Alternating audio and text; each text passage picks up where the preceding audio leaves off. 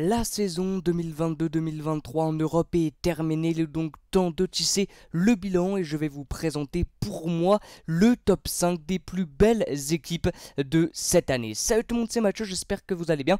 On se retrouve aujourd'hui pour une nouvelle vidéo, on va donc tisser le bilan de cette saison 2022-2023 en Europe. On avait tissé le bilan en Ligue 1 mais on va faire plus large et maintenant parler européen et parler donc de la Liga, de la Serie A, de la Première Ligue, de la Bundesliga et bien évidemment également de la Ligue 1. Voilà, donc on va tisser le top 5.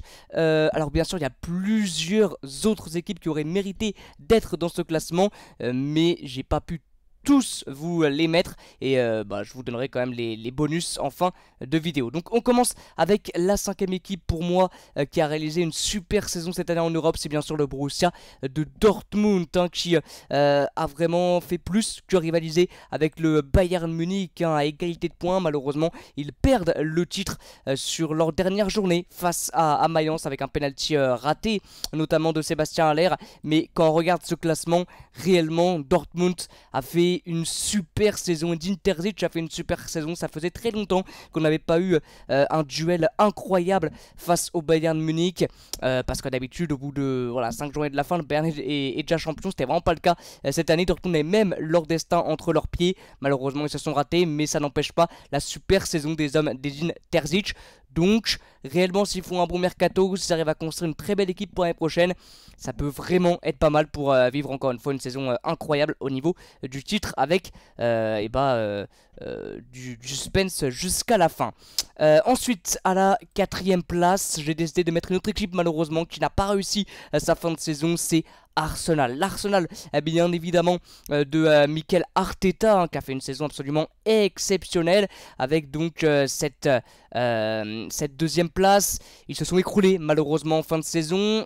C'est cette période-là qui leur a fait perdre le titre. Ce nul face à Liverpool, ce nul face à West Ham et surtout ce nul face à la Lanterne Rouge, face à Southampton. Il y a eu la défaite également face à Manchester City, mais l'élimination juste avant en Europa League contre le Sporting Portugal a vraiment fait mal au casque et c'est là qu'Arsenal s'est écroulé parce que réellement ils ont fait une super saison quand on regarde le classement. Alors bien sûr pour certains supporters des Gunners c'est une saison ratée au vu de leur première place qu'ils ont occupée pendant un très long moment, mais Arsenal est de retour en Ligue des Champions.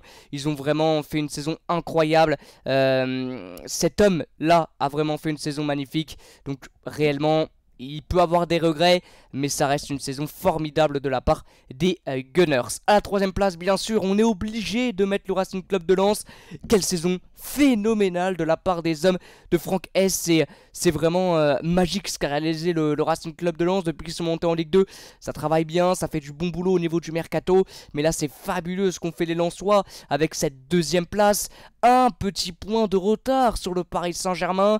11 points d'avance sur l'Olympique de Marseille, 3ème. C'est une saison phénoménale du côté du Racing Club de Lens. S'ils n'avaient pas raté leur retour trêve Coupe du Monde et surtout s'il n'y avait pas eu ce rouge de Saïs Abdoul Samed face au Paris Saint-Germain, et Lens aurait peut-être pu faire mieux que cette deuxième place et vraiment embêter le Paris Saint-Germain au niveau du titre réellement, parce que c'est une saison phénoménale de la part des Lensois qui vont donc retrouver la Ligue des Champions. On arrive dans le top 2 et à cette deuxième place, il y en a beaucoup qui vont être surpris parce que beaucoup d'entre vous mettraient cette équipe-là à la première place. C'est bien évidemment tout à fait logique. Moi je la mets à la deuxième place, c'est Manchester City.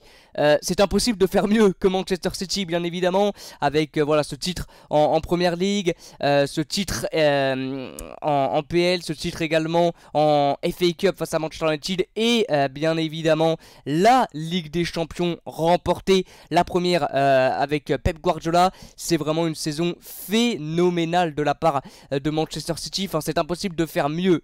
Mais alors pourquoi elle n'est pas première? Parce que moi j'ai décidé à la première place. Alors réellement c'est l'équipe qui a réalisé la plus belle saison en Europe cette année bien évidemment, mais je voulais quand même avoir une petite surprise au niveau de la première place. Et c'est pour ça que j'ai décidé de mettre à la première place bien sûr Naples. Voilà, le Naples de Victor Osimhen, de Kvaratskhelia, de Di Lorenzo qui a fait une saison fabuleuse en Serie A, vraiment, avec 16 points d'avance sur la Lazio, 18 sur l'Inter Milan.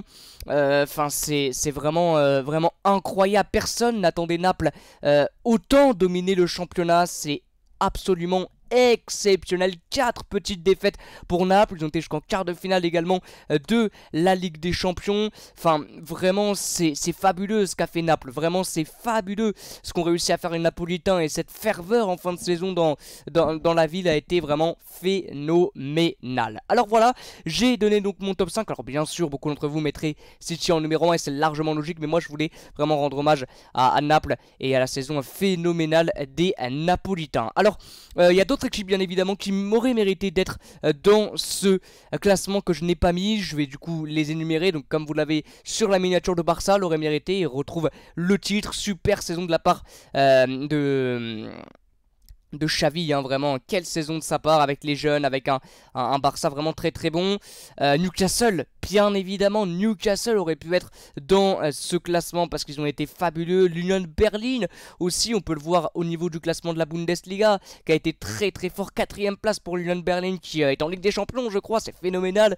Donc voilà, il y a vraiment plusieurs équipes qui auraient mérité d'être dans ce classement, mais je ne pouvais pas tous les mettre bien sûr dans un classement restreint à 5. Voilà, donc merci beaucoup d'avoir suivi cette vidéo. N'hésitez pas à vous mettre votre top 5 dans l'espace commentaire. Essayez de pas mettre City en numéro 1, j'essaie aussi de le faire parce que City, bon, bien sûr, ils sont en numéro 1 largement devant avec la Ligue des Champions, la PL et puis leur jeu surtout qu'ils mettaient en place. Enfin, bien sûr, ils sont numéro 1. Moi, je voulais mettre le Napoli pour leur rendre hommage au vu de leur saison phénoménale en Serie A. Voilà, merci beaucoup d'avoir suivi cette vidéo. Moi, je vous dis à très bientôt pour la suite des aventures. À bientôt et ciao.